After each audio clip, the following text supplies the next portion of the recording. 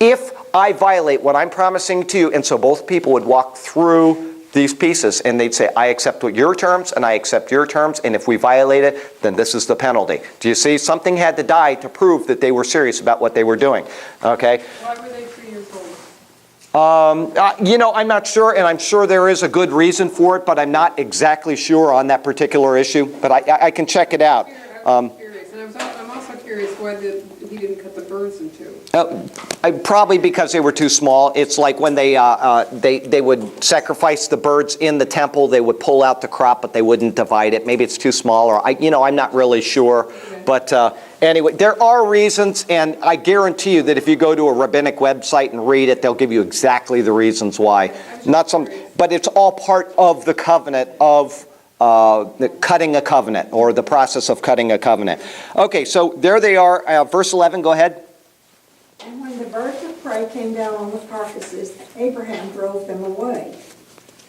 As the sun was going down, a deep sleep fell on Abram, and behold, dreadful and great darkness fell upon him. Then the Lord said to Abram, Know for certain that your offspring will be sojourners in a land that is not theirs, and will be servants there, and they will be afflicted for 400 years. Okay, before we go on, we're going to get into a little bit of a study. The first thing is that, I'll tell you what, before we do this, go ahead and read through verse 17, and then we'll stop and we'll talk about it. But I will bring judgment on the nation that they serve, and afterward they shall come out with great possessions. As for yourself, you shall go to your fathers in peace, and you shall be buried in a good old age. And they shall come back here in the fourth generation, for the iniquity of the Amorites is not yet complete. When the sun had gone down and it was dark, behold, a smoking firepot and a flaming torch passed between these pieces. Okay, now the question is, for whose benefit was all this done? Abraham's, okay. If you go back up to here, he said, verse 8, he said, where was it? He said, and he believed in the Lord, and he counted to him for righteousness. Yes, then he said, I am the Lord who brought you out of Ur of the Chaldeans to give you this land to inherit it. Okay, he's made a promise, and then he says, I am the Lord who did this. The Lord cannot lie. That's mentioned in the Bible. There's no change in the Lord. When the Lord speaks, it is absolute truth. Okay? So this was done for the benefit of Abraham, not for the Lord. When the Lord speaks, it's a done deal. When he makes a promise, the promise will be fulfilled. So he's doing this for the sake of Abraham. Now, the Lord, the smoking fire pot, went through the pieces of the animals. Did Abraham go through? No. This is a one-way covenant. God has made an absolute promise that what is said here, my word is as sure as what I'm doing here, this demonstration. It is a one-way covenant. Just like when God promised never to flood the world again or destroy the world with a flood.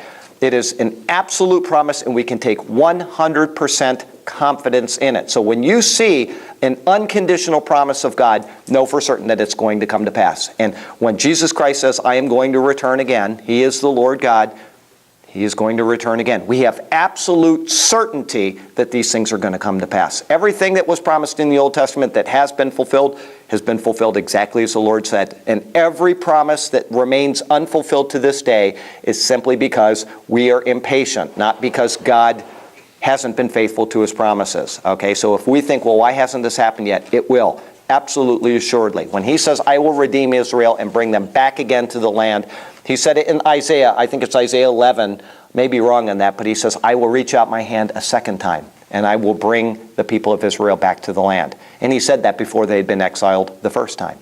So when God says He's going to do something, He is going to do it, and He did bring the people of Israel back the second time, just as He had promised. So how people miss that Israel has a plan and a purpose for the world is beyond me. But people do miss that. Many denominations actually miss that. But there's a ton of information that we're going to have to go back and talk about now.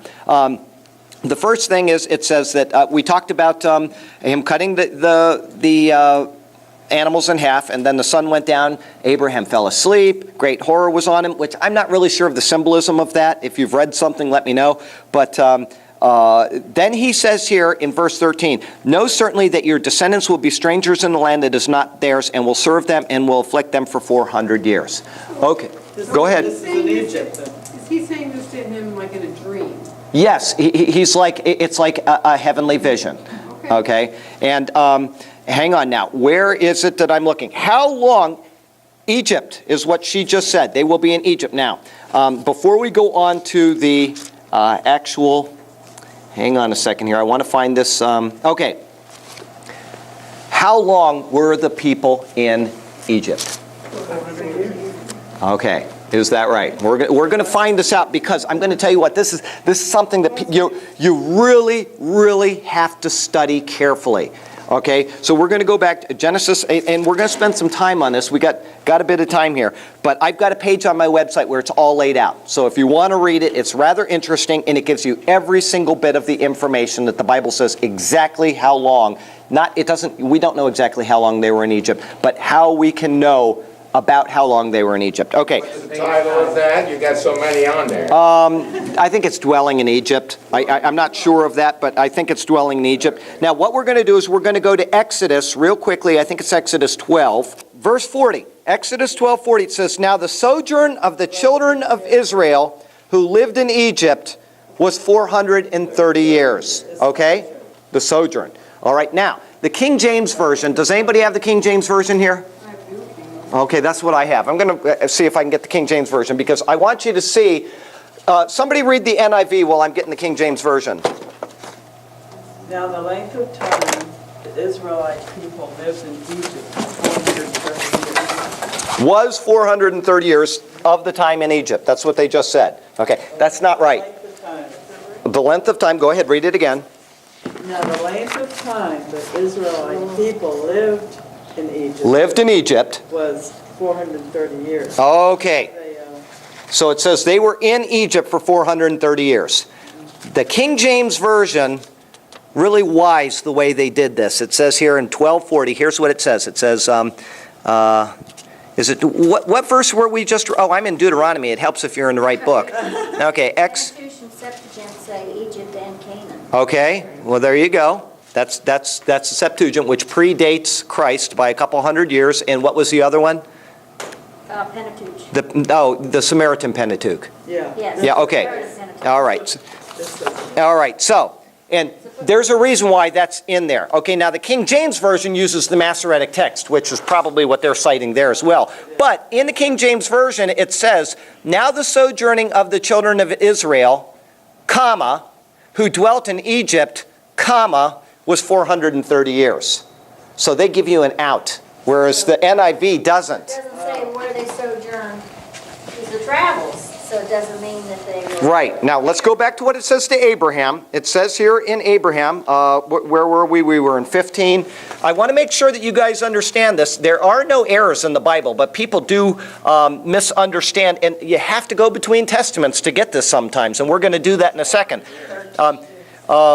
Verse 13, it says, then he said to Abram, know certainly that your descendants will be strangers in a land that is not theirs, and will serve them and will afflict them 400 years. Okay? So the first thing is, 400 years, not 430. So it's a rounded time frame. Secondly, it says, in a land that is not theirs. Okay? Well, it could be Egypt, but it could be any land that's not theirs, because later in the Bible it says, in the book of Acts, let me go to Acts chapter 7, I think it is. Hang on. I want to read you this. This is a big, long study, but it's important that we get this right. So hang on a second here. Acts chapter 7, I believe it is. It says here, this is, I'm in Romans. I got to go back to Acts. It says here, this is Stephen's speech. Remember I've said Stephen's speech has got a ton of information in it. It says in Stephen's speech, chapter 7, it says, okay, let me go back here a little bit. It says, and this is all on that website if you want to read it, but it says here, It's 6. Yeah, 6, it says, but God spoke in this way, that its descendants would dwell in a foreign land, and that they would oppress them, bring them into bondage, and oppress them 400 years. And the nation whom they will be in bondage I shall judge, said the God, after they shall come out and serve me in this land. Okay, hang on. Not a foot of land is what I'm looking for. Glory of Abraham, Chaldeans, in which you now moved. Oh, verse 5, 7:5, it says, and God gave him no inheritance in it, meaning the land of Canaan, not even enough to set a foot on. He was a pilgrim in the land. So he is in a land that is not his own. Remember what you said about the Samaritan Pentateuch and the Septuagint? Josephus actually says it's 215 years in Canaan and 215 years in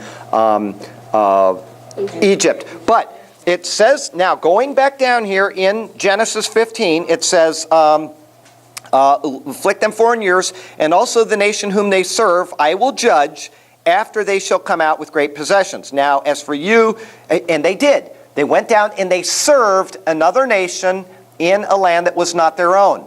Okay? So it doesn't say the entire time. It just simply says that they will serve another nation. Okay? Now, as for you, you shall go to your fathers in peace. You shall be buried at a good old age. What does verse 16 say? But in the 4th generation, they shall return here. So it doesn't say that the entire time they will be in Egypt. It simply says that they will be in a land that is not theirs, and then they will serve some people. In the 4th generation, they will return here, meaning back to Israel. Now, or the land of Canaan. If you go to Galatians, this is where we know that it wasn't 400 years that they were in Egypt, because Galatians is very specific. It says here in chapter 3, verse 17, it says, and this I say, that the law, which was 430 years later, speaking of the time that God spoke to Abraham, the law was 430 years after the time of Abraham, not 430 years in the land of Egypt. Okay, it's speaking in verse 16, now to Abraham and his seed were the promises made. He does not say unto seeds as of many, but as of one, and to your seed who is the Christ. Verse 17, and this I say, that the law, which was 430 years later, cannot annul the covenant that was confirmed in it by Christ. So here we have the King James Version. They obviously knew, they were very studious people that did the King James Version, no doubt about it. They knew that it said in Galatians that it's 430 years from Abraham until the time that they leave Egypt. But the Masoretic text says it is 430 years dwelling in Egypt, right? So what do? They put in these commas and they say, now the time that the children of Israel, comma, who dwelt in Egypt, comma, and so they can translate it. They knew the proper That's right, because they were using the Hebrew text and not the Samaritan Pentateuch, and they weren't using the Septuagint, right? But they knew there was a problem there. Now, the problem is resolved right in verse 16. But in the 4th generation, they shall return here. Who went to Egypt? Who was the person that went down? The oldest person that went to Jacob, Israel. He went down there with the 70 of his family members. Joseph was already there. Jacob's son is Levi.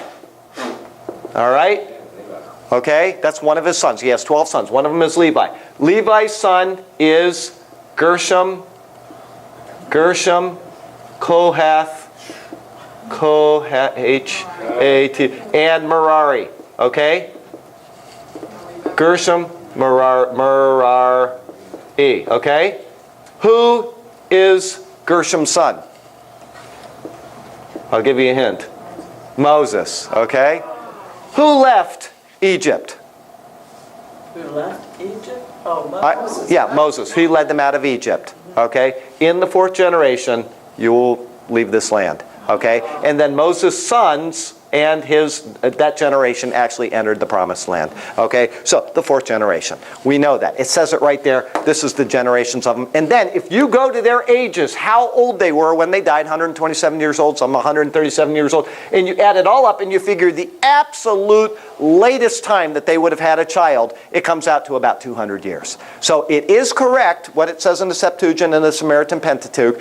I've got all the math, like I say. I spent all this time because people get so bent out of shape over the wording 400 years they were in Egypt, right? And you read these commentaries and they don't take the time to simply go to Stephen's speech and then to go to what Paul says. And what Paul says is from Abraham until the time he leaves. So it's important to read these things.